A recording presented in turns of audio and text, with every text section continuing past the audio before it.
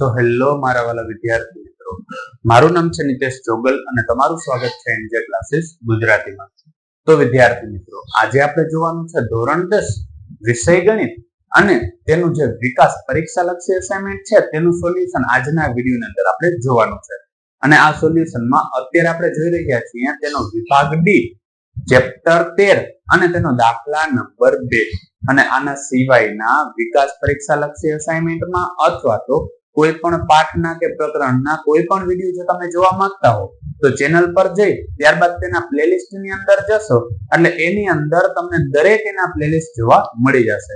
દાખલા તરીકે અત્યારે તમે વિકાસ મૂલ્યાંકન લક્ષી અસાઇનમેન્ટનો જે વિભાગ ડી અથવા તો ગણિતનું જો તમે સોલ્યુશન જોવા માંગતા હો તો ધોરણ 10 ગણિત વિકાસ પરીક્ષા લક્ષી અસાઇનમેન્ટ નામનું જે પ્લેલિસ્ટ છે તેની અંદર જશો એટલે તેની અંદર તમને આના દરેક વિડીયો ક્રમ બાય ક્રમ જોવા મળી જશે. તો આ વિડીયો જોયા પછી એને પણ જરૂરથી ચેક કરી લેશો. તો અત્યારે આપણે જોવાનું છે ચેપ્ટર નંબર 13 અને તેનો દાખલા નંબર 2 કે જેની રકમ મને કંઈક આ પ્રકારે આપેલી છે કે નીચેના આવૃત્તિ વિતરણનો બહુલક 46 અને કુલ આવૃત્તિ 150 છે તો ખૂટતી આવૃત્તિ x અને y શોધો. જો આની અંદર ખાસ યાદ રાખવાનું છે કે આની અંદર આપણે આપેલું શું છે, બહુલક આપેલો છે અને એની મદદથી આપણે ખૂટતી આવૃત્તિ શોધવાની છે. તો સૌપ્રથમ તો જે મને આની અંદર માહિતી આપેલી છે એ માહિતીને હું અહીંયા લખી નાખું છું. તો તેની સાથે મને કંઈક આ પ્રકારનું કોષ્ટક આપેલું છે.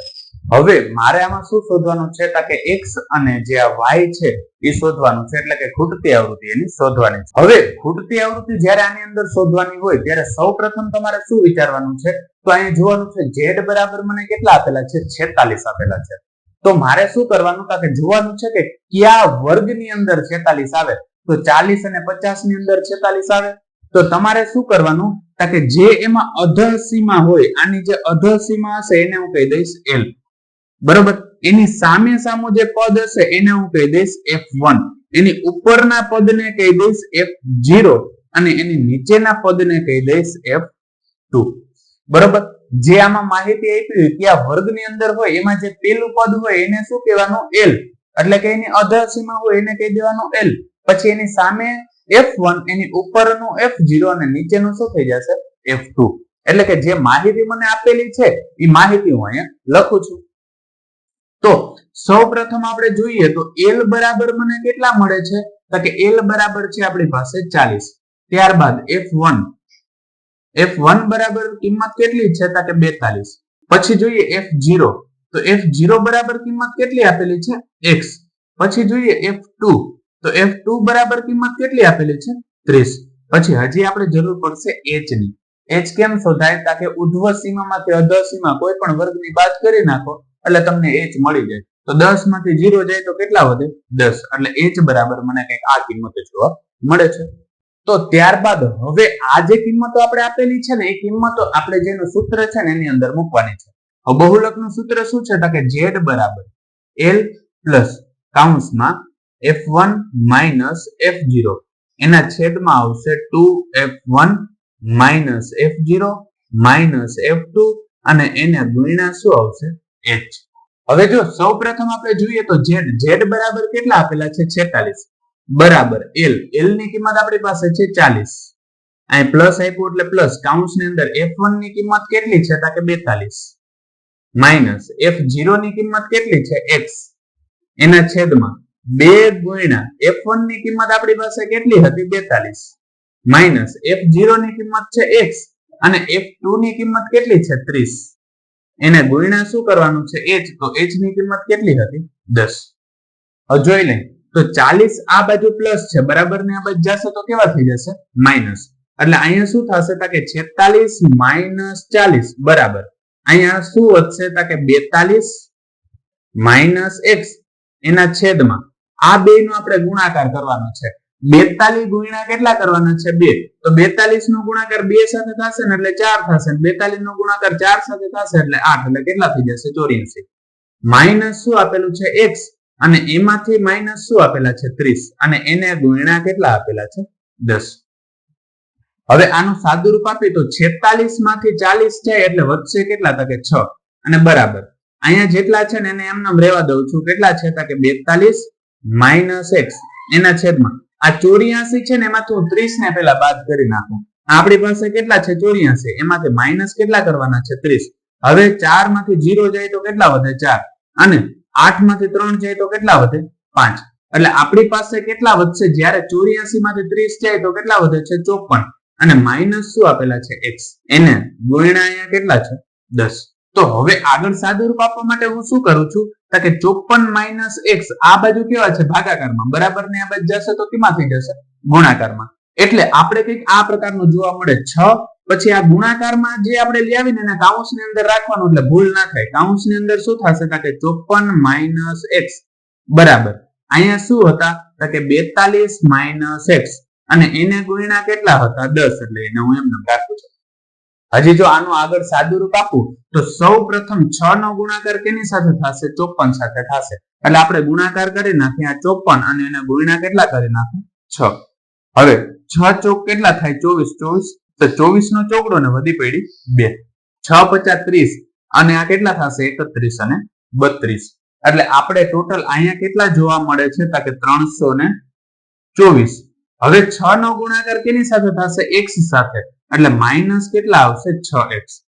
એવી જ રીતનો અહીંયા 10 નો ગુણાકાર હું 42 સાથે કરી જો અહીંયા બરાબર એટલું બરાબર 10 નો ગુણાકાર 42 સાથે કરી એટલે કેટલા થશે 420 અને 10 નો ગુણાકાર હું x સાથે કરીશ એટલે માઇનસ કેટલા આવશે 10x. હવે હું શું કરું છું કે આ x વાળા પદને આ બાજુ લઈ જાઉં છું અને આ x વગરના પદને બરાબર ની આ બાજુ લઈ આવું છું. તો અહીંયા શું વધે છે કે માઇનસ 6x. આ x વાળા આ બાજુ જશે તો પ્લસ કેટલા થશે 10x કેમ કે આ બાજુ માઇનસ હતો આ બાજુ જશે તો પ્લસ. હવે બરાબર ની આ બાજુ 420 પ્લસ હતા 324 આ બાજુ પ્લસ હતા બરાબર ની આ બાજુ આવશે તો કેવા થઈ જશે માઇનસ થઈ જશે.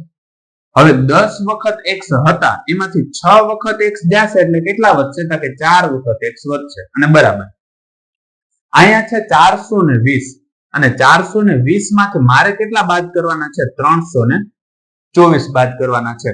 હવે 0 માંથી તો 4 જાય નહીં એટલે શું થશે કે 2 ના 1 થઈ જશે ને અહીંયા આવશે 10. 10 માંથી 4 જાય તો કેટલા વધે 6. હવે 1 માંથી 2 જાય નહીં એટલે અહીંયા કેટલા થઈ જશે 3 અને અહીંયા આવશે 10. 10 ને 1 થાય 11. 11 માંથી તમારે 2 બાદ કરવાના છે. હવે 11 માંથી 2 બાદ કરીએ એટલે કેટલા વધશે 9 વધશે અને 3 માંથી 3 જાય તો કેટલા થશે 0. એટલે બરાબર મને અહીંયા કેટલા જોવા મળે છે 96. હવે 4 આ બાજુ ગુણાકારમાં છે આ બાજુ આવશે તો ભાગાકારમાં એટલે x બરાબર થશે 96 અને એને ભાગ્યા કેટલા કરવાના છે 4. હવે જો આપણે અહીંયા ભાગાકાર કરીએ કે આ છે 96 અને એને ભાગ્યા કેટલા કરવાના છે 4. 4 દુ કેટલા થશે 8 એટલે વૈધા કેટલા 1 અને ઉપરથી ઉતાર્યા 6 બરોબર. હવે ચોકે ચોકે કેટલા થઈ જશે 16 એટલે અહીં શેષ મળ્યો 0. એટલે જ્યારે એને 96 ને 4 વડે ભાગવામાં આવે ત્યારે આપણે જવાબ કેટલો જોવા મળશે 24 એટલે x બરાબર મને કેટલા મળશે 24. હવે જો આનું મારે સાદુરૂપ આપવું હોય તો શું કરવાનું કે આના બધેના સરવાળા બરાબર કેટલા મૂકવાના થશે 150.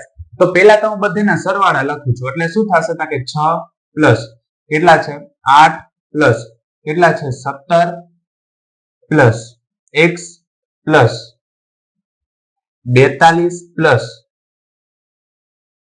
30 પ્લસ y પ્લસ 8 અને એને બરાબર કેટલા આપેલા છે 150. હવે મારે શું કરવાનું છે કે x અને y સિવાયના જેટલા પદ છે ને એ બધેનો સરવાળો કરવાનો છે. તો આ બધેનો જ્યારે સરવાળો કરવામાં આવે છે ત્યારે આપણે કેટલા મળે છે 111 પ્લસ કેટલા આપેલા છે x અને એની સાથે પ્લસ કેટલા છે y અને બરાબર અહીંયા આપેલા છે આપણે 150. હજુ x ની કિંમત ઓલરેડી આપણી પાસે છે કેટલી છે 24 એટલે જ્યાં x લખેલા છે ત્યાં હું મૂકીશ 24 એટલે આ છે 111 પ્લસ 24 પ્લસ y અને બરાબર કેટલા થશે 150. હવે જો આનો મારે સરવાળો કરવાનો છે આ 111 એમાં પ્લસ કેટલા કરવાના છે 24. હવે જો આ 1 અને 4 કેટલા થશે 5 અને આ 1 અને 2 કેટલા થશે 3 અને અહીંયા આવ્યા 1 એટલે અહીંયા કેટલા તમને જોવા મળે છે કે 135 પ્લસ y બરાબર કેટલા થશે 150. હવે જો આ 135 આ બાજુ પ્લસ છે બરાબર ને આ બાજુ આવે તો કેવા થઈ જાય માઇનસ એટલે y બરાબર આપણે કેટલા જોવા મળે 150 માઇનસ 135. જો આનું સાદુરૂપ આપીએ તો y બરાબર 150 માંથી આપણે 135 બાદ કરવાના છે. જો ડાયરેક્ટ ખબર પડી જતી હોય 15 છે તો એ કઈ વાંધો નથી, બાકી બાદબાકી શીખવાડું છું કદાચ કોઈને ના આવડતી હોય તો. તો અહીંયા 5 ના કેટલા થઈ જશે? 4 ને અહીંયા આવશે 10. 10 માંથી 5 જાય તો કેટલા વધે? 5. હવે 4 માંથી 3 જાય તો કેટલા વધે? 1. અને 1 માંથી 1 જાય તો 0. એટલે y બરાબર આપણે કેટલા જોવા મળે છે? 15 જોવા મળે છે. તો વિદ્યાર્થી મિત્રો, હજુ આમાં કોઈ પણ જગ્યાએ જો તમને કોઈ પણ પ્રકારનો પ્રશ્ન રહી જતો હોય તો કમેન્ટ સેક્શન ની અંદર કમેન્ટ કરીને જરૂરથી કહી દેજો. તો વિદ્યાર્થી મિત્રો, આજ માટે બસ એટલું જ. જો તમને અમારો આ વિડીયો પસંદ આવ્યો હોય તો વિડીયોને લાઈક કરીને ચેનલને સબસ્ક્રાઇબ કરવાનું ન ભૂલતા, કારણ કે જ્યારે તમે વિડીયોને લાઈક અને ચેનલને સબસ્ક્રાઇબ કરો છો ત્યારે અમને મોટિવેશન મળે છે અને આ જ પ્રકારના વિડીયો અમે તમારા માટે બનાવી શકીએ છીએ. ધન્યવાદ.